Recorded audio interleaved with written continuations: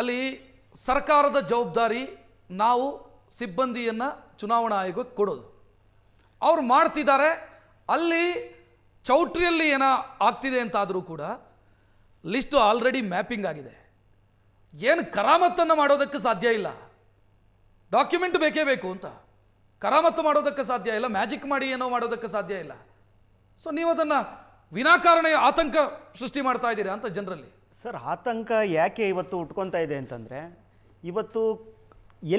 ಇವತ್ತು ಹೆಚ್ಚಿನವಾಗಿ ಕಾಣ್ತಾ ಇರ್ತಕ್ಕಂಥದ್ದು ಎಲ್ಲೆಲ್ಲಿ ಅಂತ ನಾವು ನೋಡ್ತಾ ಇದ್ದೀವಿ. ಎಲ್ಲೋ ಮಸೀದಿಗಳಲ್ಲಿ ಮತ್ತು ಮದರಸಾಗಳಲ್ಲಿ ಮತ್ತು ಶಾದಿ ಮಾಲ್ಗಳಂಥ ಜಾಗದಲ್ಲಿ ಹೆಚ್ಚಿನದಾಗಿ ಈ ಪ್ರಕ್ರಿಯೆ ನಡ್ತಾ ಇರ್ತಕ್ಕಂಥದ್ದು.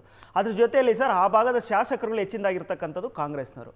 ಏಕೆಂದರೆ ಇದೆಲ್ಲವೂ ಕೂಡ ಸರ್ಕಾರಕ್ಕೆ ಗಮನಕ್ಕೆ ಗೊತ್ತೇ ಇರುತ್ತೆ. ಏಕೆಂದರೆ ಒಂದು ಗುಂಪು ಸೇರಿದಾಗ ಸರ್ಕಾರಕ್ಕೆ ಒಂದು ಇಂಟೆಲಿಜೆನ್ಸ್ ಅಂತ ಮಾಹಿತಿ ಇರುತ್ತೆ ಸರ್.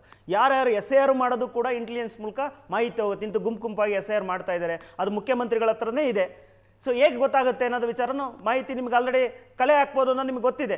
ಇದ್ರ ಜೊತೆಯಲ್ಲಿ ಸರ್, ಇವತ್ತು ಈ ಸರ್ಕಾರ ನನಗೆ ಎಲ್ಲ ಅಧಿಕಾರ ಇದೆ, ನಮ್ಮ ಅಧಿಕಾರಿಗಳು ಇಲ್ಲಿ ಕೆಲಸ ಮಾಡ್ತಾ ಇದ್ದಾರೆ, ನಮ್ಮ ಬೇಕಾದ ರೀತಿಯಲ್ಲಿ ಇದು ಬಳಸ್ಕೊಬೇಕು ಅಂತ ಹೇಳ್ಬಿಟ್ಟು ಪೂರ್ವ ನಿಯೋಜಿತ ಇವತ್ತು ಕಾಣ್ತಾ ಇದೆ. ಯಾಕೆಂದರೆ ಒಬ್ಬ ಅಧಿಕಾರಿ ಎಲ್ಲ ಒಂದು ಕಡೆ ಈ ಥರ ಗುಡ್ಡೆ ಹಾಕಿ ನಾವು ಈ ಥರ SIRನ ಮಾಡ್ಬೋದು ಅಂತ ಹೇಳ್ಬಿಟ್ಟು ಧೈರ್ಯ ಬರಬೇಕು ಅಂದರೆ ಅಲ್ಲಿನ ಜಿಲ್ಲಾಧಿಕಾರಿಗಳ ಮೂಲಕ ಮೋಸ್ಟ್ಲಿ ಇವತ್ತು ಈ ಕೆಲಸ ಮಾಡಿಸೋಂಥ ಕೆಲಸ ಮಾಡಿಸ್ತಾ ಇರ್ಬೋದು. ಅದ್ರ ಜೊತೆಯಲ್ಲಿ ಇವತ್ತು ಈ ಒಂದು SIR ಪ್ರಕ್ರಿಯೆಯಲ್ಲಿ ಯಾವ ರೀತಿ ಇನ್ವಾಲ್ವ್ಮೆಂಟ್ ಮಾಡಬೇಕು ಅನ್ನೋದು ನಾವು ಆಲ್ರೆಡಿ ಈಗ GBAನಲ್ಲಿ ಗ್ರೇಟರ್ ಬೆಂಗಳೂರು ಅಥಾರಿಟಿಯಲ್ಲಿ ಒಂದು ಪ್ಯಾರಲಲ್ ಇವರು ಒಂದು ಮಾಡುವಂಥ ಕೆಲಸನೂ ಕೂಡ ಮಾಡ್ತಾ ಇದ್ದಾರೆ.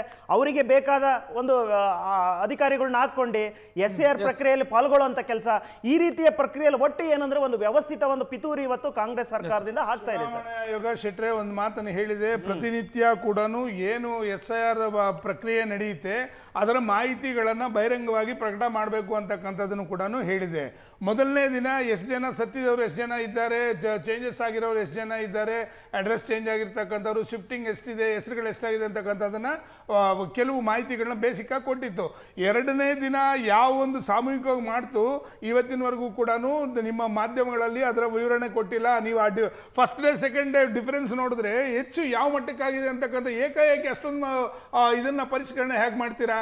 ಮತ್ತೊಂದು, ಜನಗಳಿಗೆ ನೀವು ಏನೋ ಬೇರೆ ರೀತಿ ಮಾಹಿತಿ ಕೊಡಬೇಕಾದ ಅವಶ್ಯಕತೆ ಏನಿಲ್ಲ. ಫಾರಂ ಫಿಲ್ ಮಾಡಿಕೊಟ್ರೆ ಸಾಕು. ನೀವು ಯಾವುದೇ ರೀತಿಯಾದಂಥ ನಿಮ್ಮ ವಿವರಣೆಗಳು ಕೊಡಬೇಕಾದ ಅವಶ್ಯಕತೆ ಇಲ್ಲ. ಕೇವಲ ಫಾರಂ ಫಿಲ್ ಮಾಡಿಕೊಡ್ಬೇಕಷ್ಟೇ.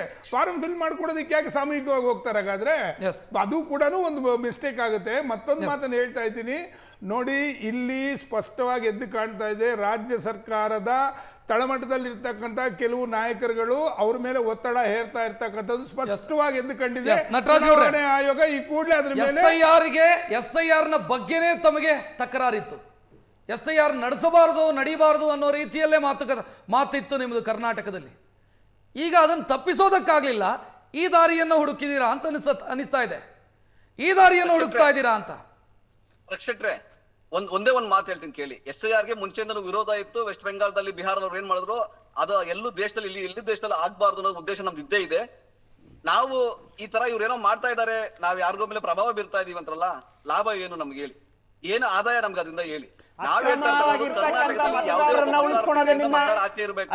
ನಟರಾಜ್ ಗೌಡ್ರೆ, ಅಕ್ರಮವಾಗಿ ನಿವಾಸಿಗಳಾಗಿರ್ತಕ್ಕಂಥ ಮತದಾರರನ್ನ ನಿಮ್ಮ ನೇರವಾದ ಒಂದು ನಟರಾಜ್ ಗೌಡ್ರೆ, ಆಯ್ತು BLOಗಳು ಮಾಡ್ತಾ ಇದಾರಲ್ಲ ಸರ್ ಈ ರೀತಿ, ಅವ್ರಿಗೇನ್ ಲಾಭ?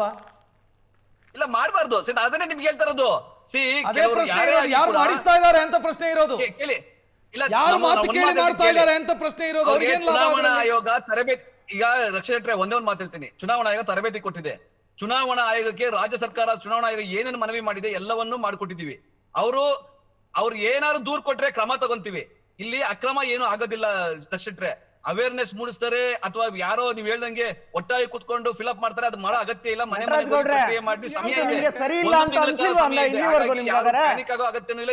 ಈ ತರ ಪ್ರಕ್ರಿಯೆ ಸರಿ ಇದೆಯಾ ಇಲ್ವಾ ನಮ್ಗೆ ಅನ್ಸಿದೆಯಾ ಇಲ್ವಾ? ಸುಳ್ಳನ್ನ ಹೇಳಿ ಬಾಂಗ್ಲಾದೇಶಿಗರು ಬರ್ತಾ ಇದ್ದಾರೆ, ಅವ್ರು ಸೇರ್ಸ್ಕೊಂತಾರೆ ಅಂತ ಹೇಳಿ ಸುಳ್ಳನ್ನ ಹೇಳಿ ವೆಸ್ಟ್ ಬೆಂಗಾಲ್ ಇವತ್ತು ಆಶ್ರಯ ತಾಣನೇ ಇವತ್ತು ಕಾಂಗ್ರೆಸ್ ಸರ್ಕಾರ ಎಲ್ಲೆಲ್ಲಿದೆ ಅದೇ ಆಶ್ರಯ ತಾಣ ಆಗಿರ್ತಕ್ಕಂಥದ್ದು ಅರ್ಥ ಮಾಡ್ಕೊಳ್ಳಿ. ದೇಶದ್ರೋಹಿಗಳು ಈ ಸುಳ್ಳುಗಳನ್ನ ಮಾಹಿತಿಗಳನ್ನ ಹಂಚ್ತಾ ಇದ್ದಾರೆ. ಮೊದಲು ಆ ದೇಶದ್ರೋಹಿಗಳ ಮೇಲೆ ಕ್ರಮ ಆಗಬೇಕು. ಅವರು ಮಿಸ್ಲೀಡ್ ಮಾಡ್ತಾರೆ ಬಗ್ಗೆ. ತಾಣ ಆಗ್ತಾ ಇರ್ತಕ್ಕಂಥದ್ದು ಎಲ್ಲಿ ಕಾಂಗ್ರೆಸ್ ಸರ್ಕಾರ ಆಗ್ತಾ ಇರ್ತಕ್ಕಂಥದ್ದು ಕನ್ನಡಿಗರ ಮತಗಳನ್ನ ಅಳಿಸಿ ಹಾಕಕ್ಕೆ ಬಿಜೆಪಿ ಸಂಚಿತ್ತು, RSS ಸಂಚಿತ್ತು. ಅದು ಆಗಬಾರದು, ಒಂದೇ ಉದ್ದೇಶ ನೋಡ್ರಿ, ಇದೆ. ಯಾವ ಹಾಗಾಗಿ ಕನ್ನಡಿಗರಿಗೂ ಇವತ್ತು ವೋಟ್ ಇವರು ಮಿಸ್ ಆಗಲ್ಲ, ಯಾವ ಸಾಮೂಹಿಕ ಭಾರತೀಯನೂ ಮನೆಗಳು, ಮಿಸ್ ಸಾಮೂಹಿಕ ಆಗಲ್ಲ. ಮನೆ ಮಿಸ್ ಅಗತ್ಯ ಆಗೋದೇನಂದ್ರೆ ಸಮಯ ಇದೆ. ಎರಡು ಒಂದು ಕಡೆ ಇರ್ತಕ್ಕಂಥದ್ದು ಒಬ್ಬ ಹೊಸದಾಗಿ ಮನೆಗೆ ಬಂದಿರ್ತಕ್ಕಂಥದ್ದು. ಹೋಗಿ ತಾವು ಕೂಡ ಇದನ್ನ ಒಂದು ನೀವ್ ಏನಾನ awareness ಮಾಡಿ ಮೂಡಿಸೋದು ಉಳಿಸ್ಕೋಬೇಕು ಅಂತ ನಾವು ಹೊರಟಿದ್ದೀರಾ. ಜನ ನಿಮಗೆ ಈಗ ನಟರಾಜ್ ಗೌಡ್ರೆ, ಮುಂದಿನಿಂದಲೂ ಉತ್ತರ ಕೊಡ್ತಾರೆ ನೋಡಿ. ನಟರಾಜ್ ಗೌಡ್ರೆ, ಕೊನೆಯದಾಗ ಒಂದು ಪ್ರಶ್ನೆ ಇರೋದು, ನಾನು ಅದೇ ಕೇಳಿದೆ, ನಿಮಗೆ ಹೇಗಾದ್ರೂ ಮಾಡಿ ಇದನ್ನು ತಡಿಬೇಕಿತ್ತು, ಅದನ್ನು ತಡೆಯೋದಕ್ಕೆ ಈ ದಾರಿಯನ್ನು ಹುಡುಕಿದಿರಿ ಅಂತ. ಈ ದಾರಿಯನ್ನು ಹುಡುಕಿದಿರಿ, ಬಟ್ ಇದು ಅಪಾಯಕಾರಿ ದಾರಿ. ನಟರಾಜ್ ಗೌಡ್ರೆ ಬರ್ತಿಟ್ಕೊಳ್ಳಿ, ಇದು ಅಪಾಯಕಾರಿ ದಾರಿ. ಇದು ಈಗ ನೀವು ಅಪಾಯಕಾರಿ ದಾರಿ. ಇದು ಜವಾಬ್ದಾರಿ ಇದ್ರಿ. ರಕ್ಷಾ ಶೆಟ್ರೆ, ಪಶ್ಚಿಮ ಬಂಗಾಳದ ಸ್ಥಿತಿ ಕರ್ನಾಟಕದಲ್ಲೂ ಬರುವಂತ ಸಾಧ್ಯತೆ ಇದೆ. ಬರ್ತಿಟ್ಕೊಳ್ಳಿ ನಟರಾಜ್ ಗೌಡ್ರೆ. ಯಾವ್ದೋ ಮತದಾರ ಪಟ್ಟಿಯಿಂದ ಆಚೆಗೆ ಹೋಗ್ಬೇಕಾ? ಅಲ್ಲ, ಇದು ಬಹಳ ಅಪಾಯಕಾರಿ ದಾರಿ ಹುಡುಕಿದಿರಿ ನೀವು ಅಂತ ನಟರಾಜ್ ಗೌಡ್ರೆ. RSS ಅಂತ ಭಯೋತ್ಪಾದಕ ಸಂಘಟನೆ, ದೇಶದ್ರೋಹಿ ಸಂಘಟನೆ, ಮತದಾರ ಪಟ್ಟಿನ ಜನಗಳು ಆಚೆ ಕಿತ್ತಾಕ್ಬೇಕಾ? ಯಾಕೆ ಮಾಡ್ಬೇಕಾ ರೀತಿ ಕರ್ನಾಟಕದಲ್ಲಿ?